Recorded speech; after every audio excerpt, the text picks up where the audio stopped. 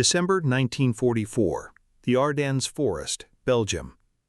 As the story has come down to us, Patton was on a surprise run to the front lines when his Jeep got stuck behind a supply convoy that had quit moving. The driver climbed out to check. Patton climbed out with him. Standing on the side of a frozen Belgian road, the story goes, he walked up to the nearest soldier, a private, maybe 20 years old, sitting on the running board of a truck, hands wrapped around nothing, no cup, nothing warm. The private jumped to his feet when he saw the 3 stars on the helmet. "At ease," Patton said. "When did you last eat a hot meal?"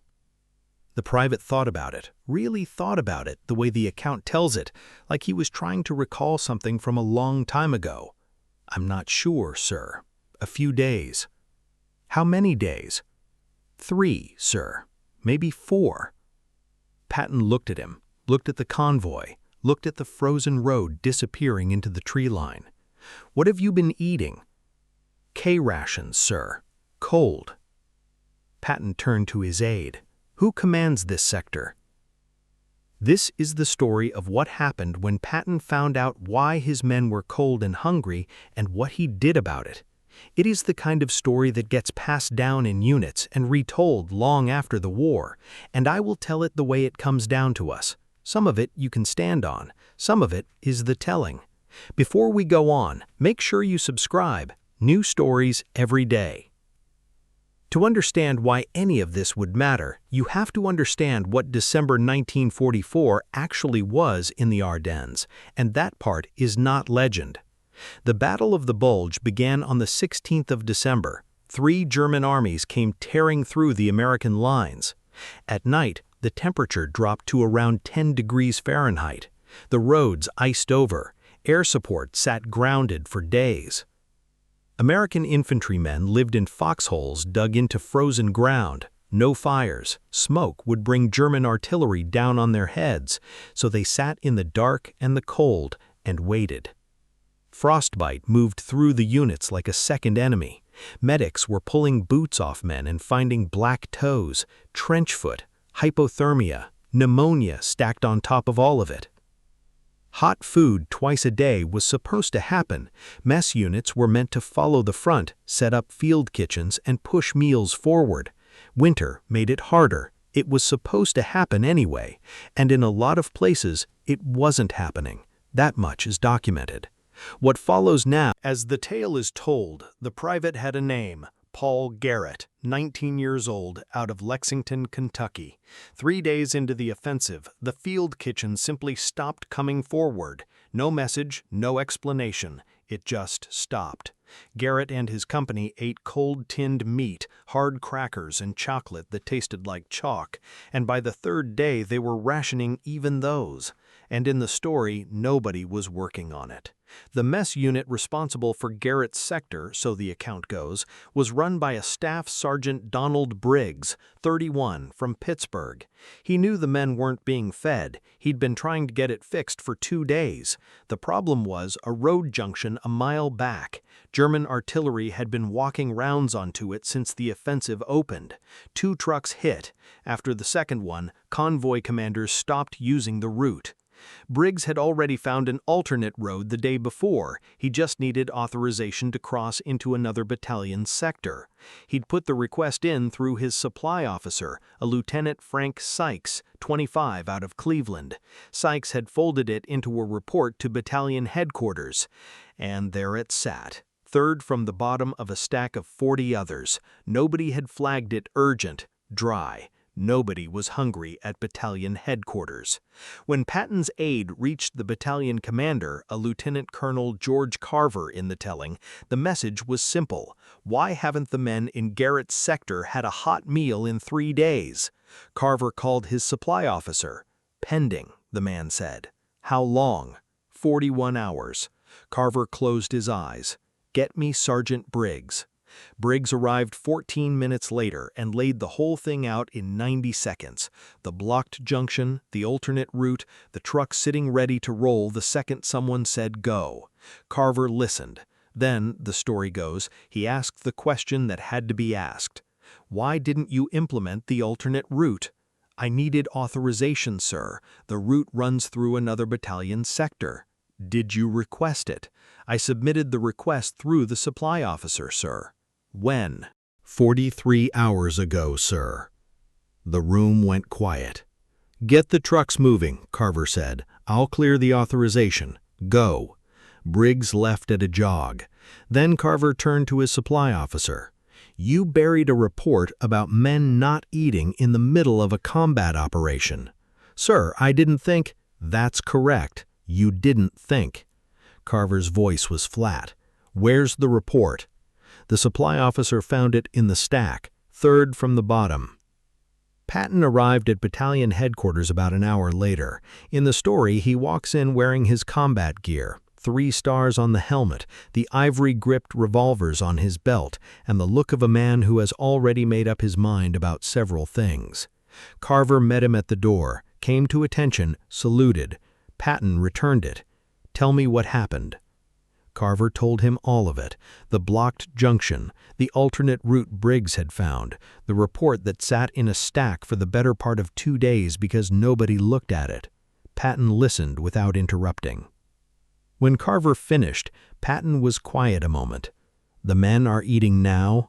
First should reach the forward positions within the hour, sir. Good. Then, as it's told, Patton walked over to the stack of reports on the supply officer's desk, picked up a handful, flipped through them, reading faces, dates, subjects. He set them back down. How many people work in this headquarters? 14, sir, plus the commander. 14 people, warm building, regular meals, lights at night. He looked at Carver. Your men have been in holes in the ground for 4 days. Yes, sir. And a report about them going without food sat in a stack for 41 hours. Yes, sir. Patton walked to the window and looked out at the snow. The tree line was gray-white and still. Somewhere out in it, in the story, Garrett's company was still in their foxholes. Colonel, your supply officer failed his men because he treated a report about food like a requisition for spare parts. He turned back. That's a leadership failure. Yours. Carver stood straight. Yes, sir. A report about men going without food in combat weather should have been on your desk within an hour of it being filed. You should have known the answer before I asked the question. Yes. Your supply officer is going to spend the next 2 weeks forward with the infantry, not as a supply officer, as a rifleman. He's going to eat what they eat, sleep where they sleep, and when he comes back, he's going to understand exactly what a hot meal in December means to a man in a foxhole. Carver nodded. Yes, sir. Here's a question worth sitting with, and I want your take in the comments. Sending the officer forward to live it as a rifleman, is that fair leadership, or is it a general making an example out of one man for a failure that ran all the way up the chain? Tell me where you land. Patton walked toward the door, then stopped, turned back. Sergeant Briggs, the man who found the alternate route, he identified it yesterday, sir. He just needed authorization. He had the answer, and nobody asked him. Patton's jaw tightened. Get me his name and unit. I'll handle his promotion myself. And he walked out. The first hot meal reached Garrett's position around 4:30 that evening. 2 trucks, insulated containers, beef stew, bread, coffee. As the story tells it, Garrett heard the trucks from 200 yards out. Then the smell came through the trees. Hot food, real heat arriving in the dark at a foxhole where he'd been chewing cold crackers for 3 days. He cried. And if you've ever been that cold and that hungry, you don't need it explained. Sykes spent the next 14 days forward with an infantry platoon. He ate K rations, slept in a hole, pulled guard at 3 in the morning in temperatures below 0. Every morning the field kitchen came up, and he stood in line with the enlisted men and waited his turn. The first time he got his tin, the story goes, he stood there a moment before he ate. He looked at the men around him, unshaved, exhausted, hands wrapped around the tins for the warmth before they even touched the food inside. He thought about the report. Third from the bottom of a stack, 41 hours unread. Then he ate the stew. He didn't rush it.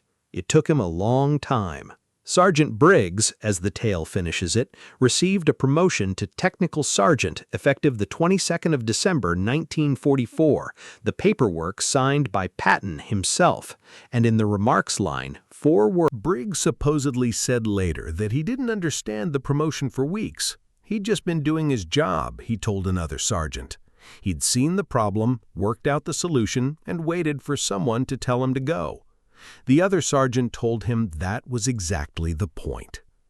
Now, Patton never wrote about any of this in his diary. It isn't in his memoirs, and that is worth saying out loud because it's part of why this lives as a story rather than a documented event.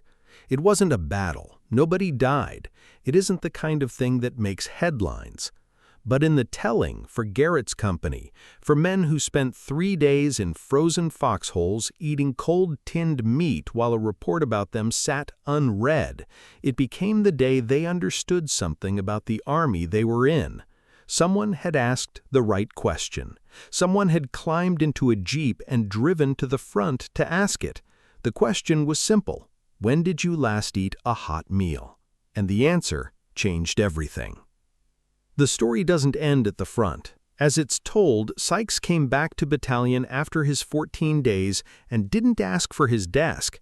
He asked Carver to put him on logistics coordination for the forward units, the job that meant staying close to the men, making sure the reports never sat in stacks.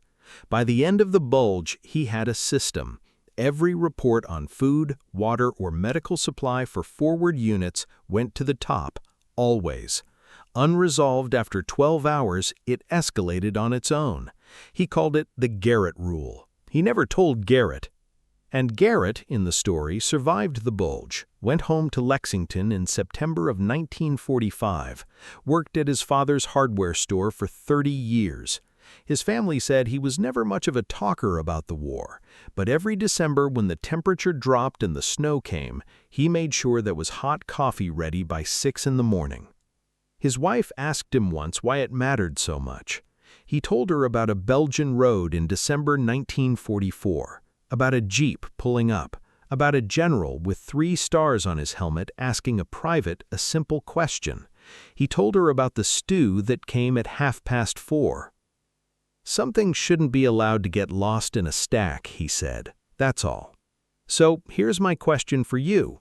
If you'd been in Patton's boots and found out your men hadn't eaten a hot meal in 3 days, what would you have done differently? Or would you have done exactly what he did?